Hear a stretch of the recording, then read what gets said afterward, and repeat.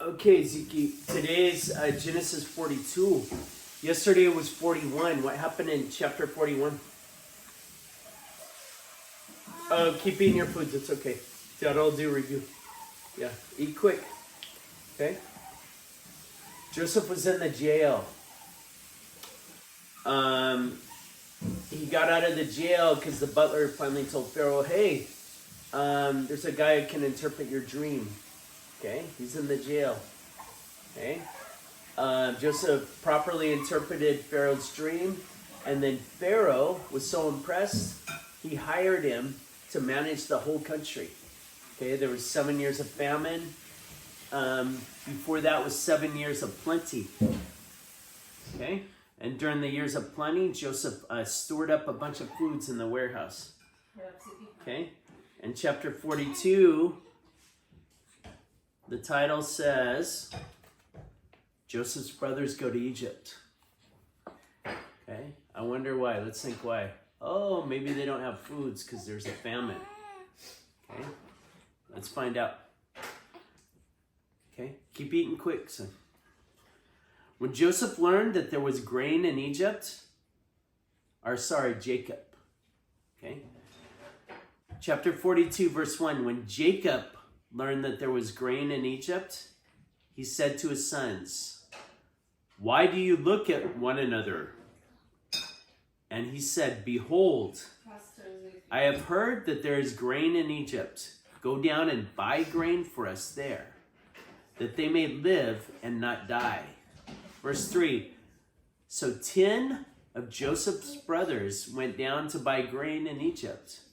Verse 4, but Jacob did not send Benjamin, Joseph's brother, with his brothers, for he feared that harm might befall him. Okay, Benjamin was the only son he had left from Rachel. Okay, remember Rachel died. That was the one Jacob loved. She died when she gave birth to Benjamin. So really that's why those two were his favorite. And Joseph, in Jacob's mind, Joseph was dead already, so he didn't want anything to happen to Benjamin. So he said, Benjamin, you stay here. And he sent the brothers to go get foods from Egypt. Verse 5, thus... Joseph gonna die? No, he's not dead. He's the ruler of Egypt. Okay, they're going to go there and get foods for him. They don't know he's alive, though. They just know they sold him into slavery. They don't know if he's dead. They don't know. The brothers don't know. Okay, they're going to find out, though. Verse 5, thus the sons of Israel, who's Jacob, okay, they go back and forth on the names. Thus the son of Israel came to buy among the others who came, for the famine was in the land of Canaan. Verse 6, now Joseph was governor over the land. It was who said to all the people of the land. And Joseph's brothers came and bowed themselves before him with their faces to the ground. Okay? Like we saw in the catechism the other day. Okay? Those monks had their faces to the ground. That's how Joseph's brothers were. They didn't recognize Joseph. They just knew, oh, this is a great ruler. Joseph was dressed in fancy clothes. They didn't recognize him. But like in the catechism, the sixth section, Yeah, the section with those monks with their faces to the ground. That's how Joseph's brothers were. Verse 7. why? Out of respect, because they wanted to buy food from this Egyptian ruler. They didn't know it was their brother. Okay, they said, oh, sir, we want to buy food from you. Okay, we respect you. Please have mercy on us. Sell us some food. Why they don't know if that's... They didn't recognize their brother. They just knew this guy was the ruler of Egypt, son. Okay, they couldn't, in their wildest imagination, think that man who's the ruler of all of Egypt was their brother. Okay, in their wildest imagination, they wouldn't have imagined that. Okay, because they sold him to be a slave. Okay, so let's keep reading. Verse 7, Joseph's, the brothers, remember? And I think chapter 39. Okay? Judah had the idea, hey, let's just sell him instead of kill him. The other brothers were angry at Joseph. Okay? They let temptation get in them and jealousy and anger get in their heart. And then Judah said, oh, let's not kill him, okay? Let's just sell him. Okay? And remember, Reuben was trying to take him back. But while Reuben was gone, milking the cows or something, Judah came up with that idea. Okay? Reuben didn't share his plan with Judah. So anyway, let's go on. Verse 7, eat quick, son. Eat quick. Thus Joseph knew his brothers, but they did not know him. They have their face down to the ground. They did not know it was their brother. Verse 7, and Joseph remembered the dreams which he had dreamed of them. And he said to them, you are, okay, hold on. Let me fix Manny. Okay, so Joseph is going to test his brothers. Okay, he recognizes his brothers. He remembers that dream he had so long ago that caused all this problem. Okay, or made the problem worse, I should say. Remember where his brothers are going to bow down to him, and then they got really jealous because they were already jealous because he was their father's favorite. Okay. Verse 9, and Joseph remembered the dreams which he had dreamed of them. And he said to them, he's testing them, Zeke, you are spies. You have come to see the weakness of the land. Verse 10, they said to him, no, my lord, but to buy food and have your servants come. Verse 11, we are all sons of one man. We are honest men. Your servants are not spies. Verse 12, he said to them, no, it is the weakness of the land that you have come to see. Verse 13, and they said, we are your servants. Our 12 brothers, the sons of one man in the land of Canaan. And behold, the youngest is this day with our father, and one is no more. Verse 14, but Joseph said to them, it is as I said to you, you are spies. Verse 15, this you shall be tested. By the life of Pharaoh, you shall not go from this place unless your youngest brother comes here. Verse 16, send one of you and let him bring your brother while you remain in prison, that your words may be tested, whether there is truth in you, or else by the life of Pharaoh, surely you are spies. Verse 17, and he put them all together in prison for 3 days. Verse 18, remember all those years Joseph spent in prison? Part of it, it's partly like, maybe he's like, hey, I want to give these brothers a taste of what I went through. Okay? And a big part of it, though, is testing them. He's testing their character. See if they're really sorry for what they did. Verse 18. What did they do? They sold Joseph into slavery. They were so jealous of him, they wanted to kill him. Okay? And he's wondering, hey, are they sorry for what they did after all these years? Verse 18, on the third day, Joseph said to them, do this and you will live, for I fear God. Verse 19, if you are honest men, let one of your brothers remain confined in your prison, and let the rest go and carry grain for the famine of your households. Verse 20, and bring your youngest brother to me, so your words will be verified, and you shall not die. And they did so.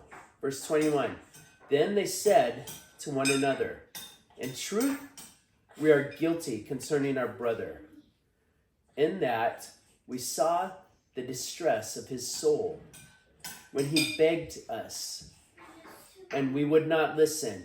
Therefore, is this distress come upon us? Okay? So Joseph, here's the brothers talking amongst themselves. Joseph's talking to them in Egyptian. That's why they didn't recognize. But he hears them talking in Hebrew, saying, oh, I think we brought this on ourselves. This is karma for the way we treated Joseph. Verse 22, and Reuben answered them, did I not tell you? Karma means if you do something bad will come back to you.